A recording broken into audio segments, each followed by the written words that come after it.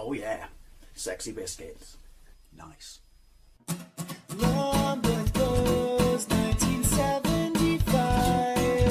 A YouTuber's on the rise. Reviewing games late at night and sometimes friends. But Long was 1975.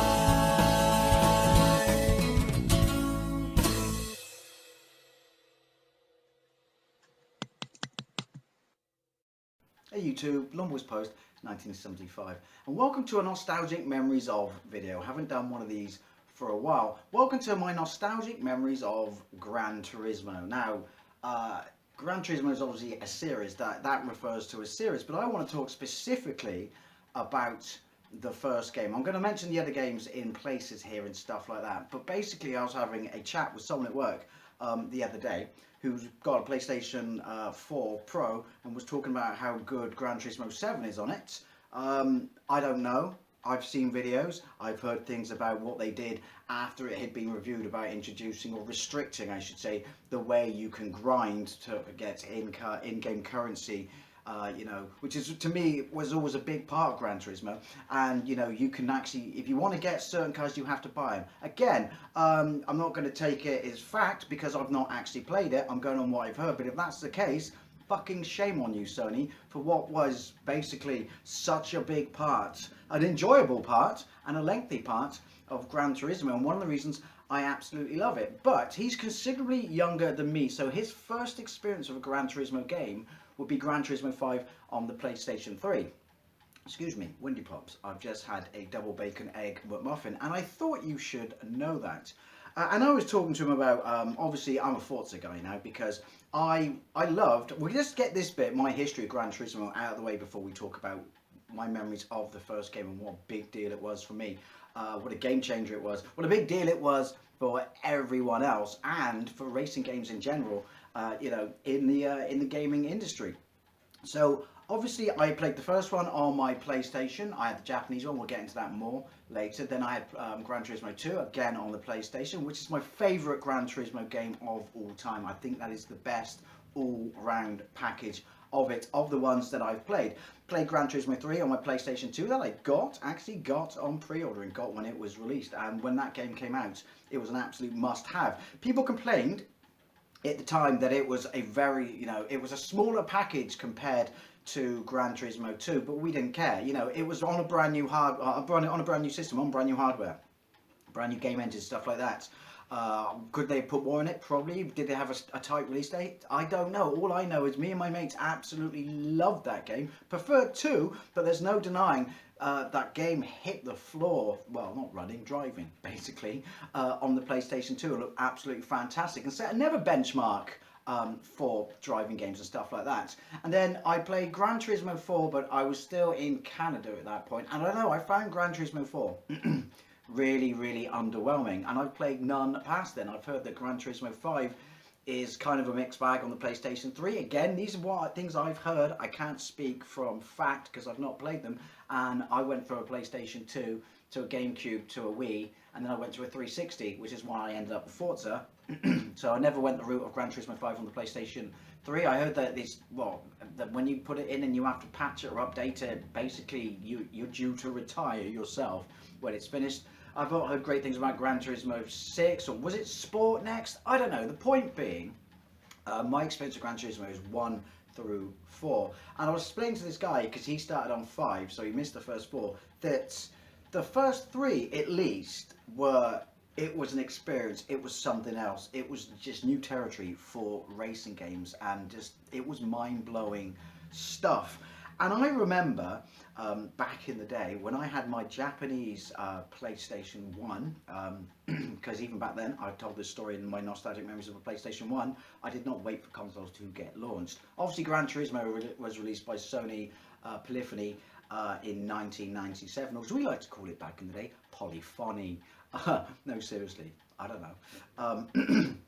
So, yeah, we used to buy our games allegedly backups from this bloke in Clifton, and one day, and we used to charge us a tenner a disc, allegedly, and one day he was going on about this racing game, and I never saw it in magazines. I don't recall seeing it in magazines because obviously it would have blown me away. Even stationary, you would have realised that this was something special. I don't recall seeing it in magazines, but then I may have just looked at it and probably just, turned the page quickly or something like that and thought, well, I've got Ridge Racer, the Ridge Racer series, 1 through 3 at that point. Rage Racer? Was Rage Racer out in 1997? I want to say, yeah. And that was, my staple of racing games at that point. I thought those games were phenomenal and could never be bested, ever. How little did we know with what was yet to come. So we went up his house and I bought a Japanese copy of it, 2 discs, and I'm like, wow, we got a simulator disc and we've got an arcade disc. And he showed me it in his apartment and just showed a replay. And I'd never seen anything like this. Like literally, shit blew out of my brain because these visuals in the replays were absolutely phenomenal. He never even showed me a racer, I just literally, take my money, take all of my money. And I went back to my mate Andy's house with it because that's where my PlayStation was for most of the time, because I spent quite a lot of time over there because I was unemployed for quite a large amount of time in 1997. And so we had mega epic gaming sessions. Ironically, right, I then found an advert in the back of a paper from a bloke in Knoll West who was, allegedly selling backup games. And yeah, I know, who would have thought you'd buy backup games in Knoll West? I'm as surprised as you. And yeah, he sold 3 for a tenner. And we said, oh, we just get them off this bloke. And he went, cheeky fucker. I sell them to him. And yeah, he was burning them on, selling them on and stuff like that. So, hey, you know what? Capitalist country, free industry. But yeah, so we just bought them from this guy, allegedly, at this point.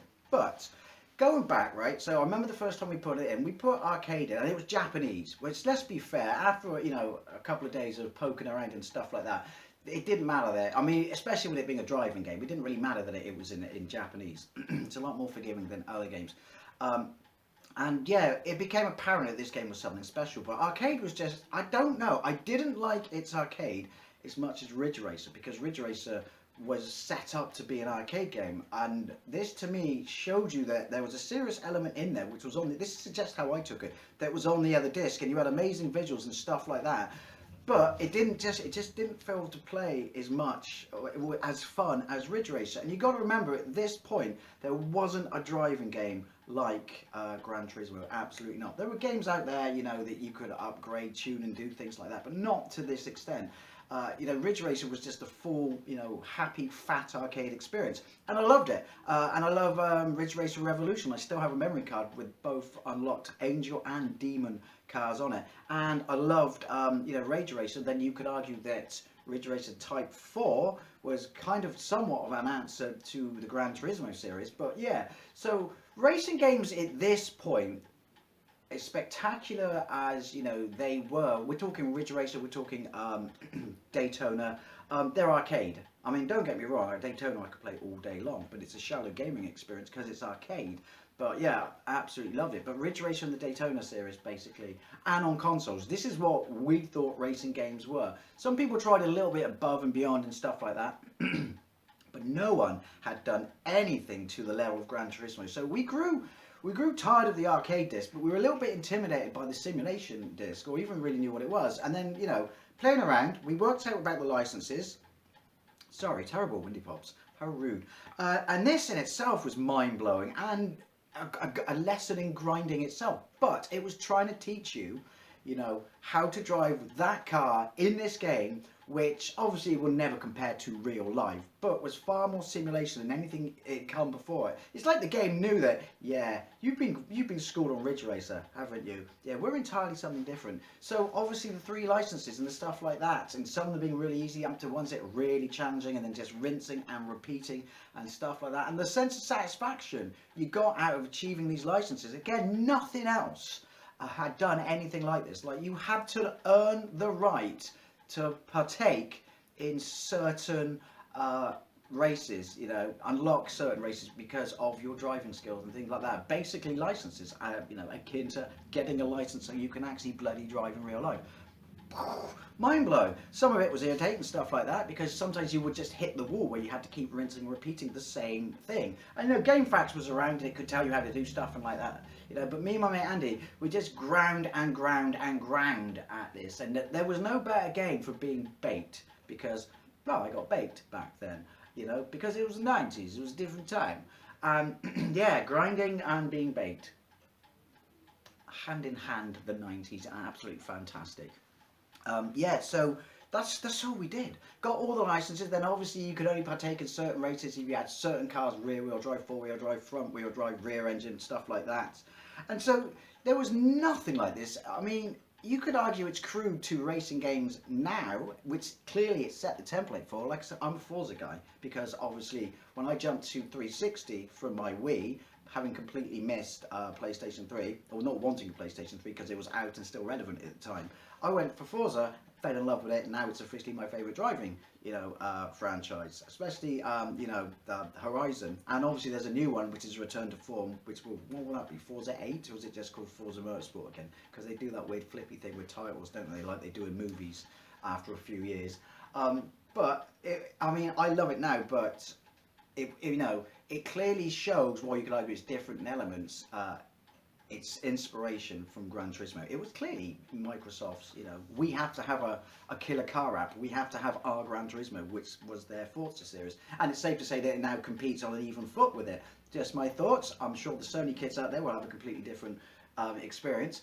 But, so just this massive, world of where you could race with all these different types of cars. And it was car pornography. Car pornography.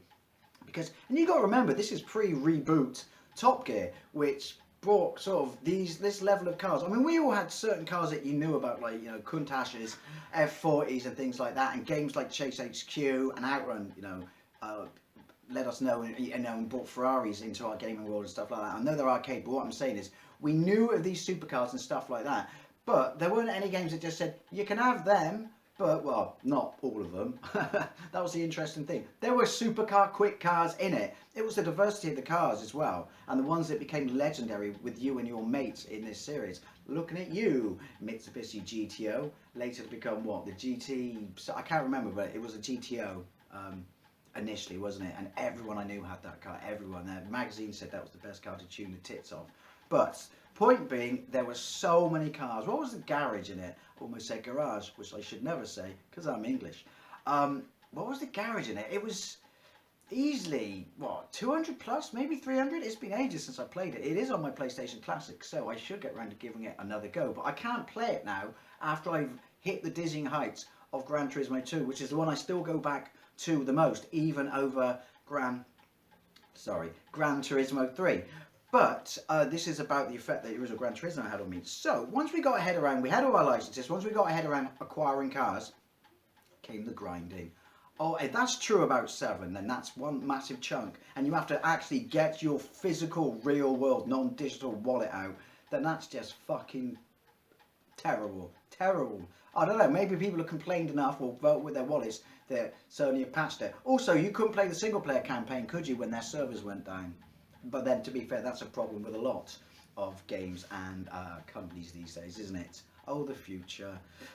Anyway, so yeah, then you went to all these different races and all this stuff, and you ground and you bought cars, and like I said, car pornography. We were buying, and it wasn't even necessarily like buying, super fat, amazing, fast cars. It was stuff buying stuff that you'd seen on the motorways in this country. Like, I had to get a 200 SX. Because we had one a year or so before, my mate did, and then I did. So, yeah, so it was almost like you start thinking of a car. And the thing is, I ground to get my money in this game. Keep rinsing and repeating easy races, or ones that you're comfortable at least coming second, where the prize money was good, and stuff like that. There was no disc cheat for this version. There was a disc that came on the front of a magazine that you could plop in for Gran Turismo 3 on the PlayStation 2, and it would just give you a wallet. And I really regret using that disc, because we were just buying normal cars and making them tits insane, and it clearly took a large chunk of the game away, because you think that grinding is annoying, but it is part and parcel, the experience, a part of the experience, and it's so rewarding within itself that you grind and you chip away till then you've got the money. And then you get this car, and then you grind some more because you could tune it up. And here's the thing, you could take a normal car and you could just make it insane. No other game did this as well. Nothing did this. I mean, maybe, have I missed something? I don't know. I know there was a game that came out on the PC maybe a year or so later, you know, because we're into 3D accelerators at this point, and it tried to look like Gran Turismo, but its frame rate was shit. So even though it was, you know, like GL or something like that, it looked fantastic. It still looked fucking awful, and just went straight back to, you know, because I had a PC as well at this point, just went straight back to playing this. But yeah, here's this many cars. Buy one, drive it. However, you're not done there. Now you can upgrade it a bit, a little, massively. This is unheard of levels of customization in a game. This game, its levels of customization, its grinding element was like an RPG level of grinding. But you did it, and you loved it, and it was so rewarding. And then you'd have your garage, and you and your mates, because we shared the same save, you would each have specific cars that were the one that you loved, and you could drive, because you would tune your car to be to your, you know, unique driving ability and standards. Again, something that never existed in a racing game before at this point, because, you know, the Daytonas and the Ridge Racers, it was all, you know, arcade, primarily arcade based. I mean, they're arcade machines, so they were made to rob your pockets, I get that. But yeah, it was just, you know, create your own tool for your job. And so you'd have literally completely different cars, you know, like I remember my mate Andy was just obsessed with rear wheel drive. I was a 4-wheel drive guy where I could be, I just liked it. It was, I cannot explain to anyone who's a lot younger than me, anyone who's not from my generation, like what this did when it came out for driving games. For years after this, it was a case of either it only got superseded by its own sequel. I mean, think about that. Other people knew that they had to try and compete and do stuff, and there are a whole bunch of games, mainly more in Japan, and their names, you know, I can't think of them, but everyone was trying to do it, and they knew they'd do it. The new standard had been set. If you didn't make anything that came close to Gran Turismo, then what's the point? It was literally, if your game is not as good as Gran Turismo, then I'm just going to carry on playing Gran Turismo. It's like when you see, this is a bad analogy, but when you see a movie that's so unbelievably good that you feel like I'm not even going to rent a movie. I'm not even going to go to the cinema. You know, nothing's going to be that good. I remember when I saw, Ace Ventura, the original one, and I laughed so hard in that cinema. Like, it was funny as fuck. And for weeks after that, I was almost like, guess we better go to the cinema. We always go once a week. But what's the point? It's not going to be as funny as Ace Ventura. This was that for games, but not comedy. Nothing was going to be as good as this. And yeah, so you had this massive garage. You had this element of teaching you. I mean, my God, so many people thought they could be fucking racing car drivers because they were bedroom Gran Turismo schooled game drivers. Honestly, it was ridiculous. I was amongst them. I mean, I had my driving license for 4 years at this point, but the point being, everyone thought, because I did all these testing at Gran Turismo, look at me, I know cars because I've tuned this and stuff. It literally did create a bedroom of a generation of bedroom race car drivers. But so yeah, learn to drive, different types of race, humongous, you know, garage of available, you know, cars to purchase, each divided into the manufacturer, which was then divided into parts of the city. Obviously, Eastern City would be Japanese cars. I love that. The fact that, yeah, each part of the city that was divided represented a part of the world where you could buy this car from.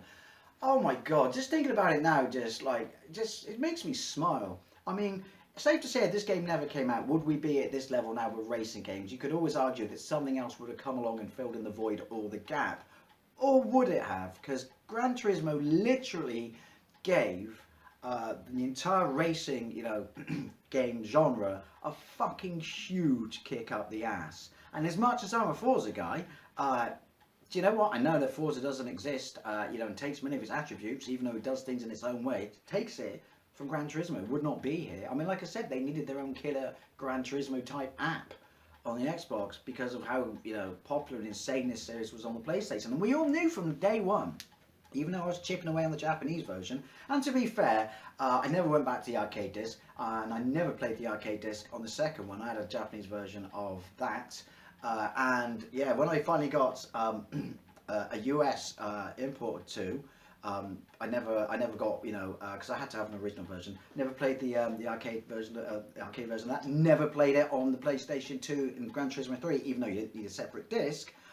It was just, you know, because it was DVD, it was just a separate mode on the same disc. Yeah, never went back to it, but yeah, I cannot explain to people who have not played it. That's the point of this video, which is why I have such nostalgia for it. Much of that nostalgia is every now and then, per generation of console, there will be one game that literally it walks out into the middle of the road and makes everyone fucking stop for it because it is that important and that impressive. It was, I mean, the CG intro, and the intros over the years got better and better and better, and the music was tailored to the country. See, I always loved the intro for Gran Turismo 3 because it's feeder, but it's not in North America, which makes sense because Feeder's a British band, but there's no denying that the Feeder intro is better than their intro because the Feeder song just suits driving better.